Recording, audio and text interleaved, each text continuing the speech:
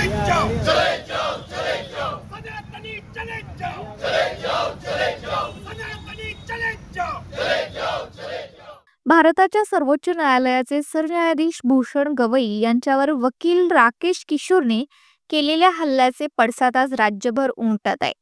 कोल्हापुरातील इंडिया आघाडीच्या वतीने छत्रपती शिवाजी महाराज चौकात निदर्शनं करण्यात आली आहे। मोदी सरकार चले जाओ, हल्ला करणाऱ्या नोंदवादी विचारसरणीचा धिक्कार असो, अशा घोषणांनी परिसर दणाणून गेला। कोल्हापुरात सर्किट बेंच स्थापन करण्यासाठी पुढाकार घेणाऱ्या सरन्यायाधीश भूषण गवई यांच्या मागे संपूर्ण देश खंबीरपणे उभा आहे। छत्रपती शिवराय फुले शाहू आंबेडकरांच्या विचार दडपण्याचा प्रकार सहन केला जाणार नाही, असा इशारा शिवसेना उबाटा गटाचे सहसंपर्क प्रमुख विजय देवणी यांनी दिला।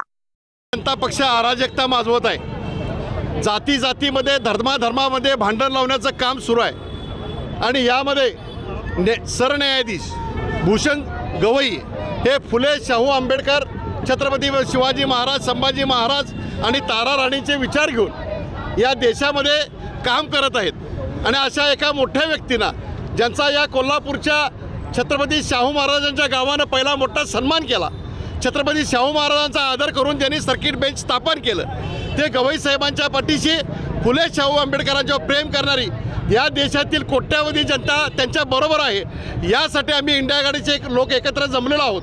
पण एवढं की नरेंद्र मोदी यांनी त्यांना फोन केला पण नाही आहे, दोन्ही कामं करणारे तुम्हीच आहात, एक प्रकारे विडंबन करणारी संस्था ही तुमचीच आहे आणि त्याच्यावर मलमपट्टी लावणारे पण तुम्हीच आहात।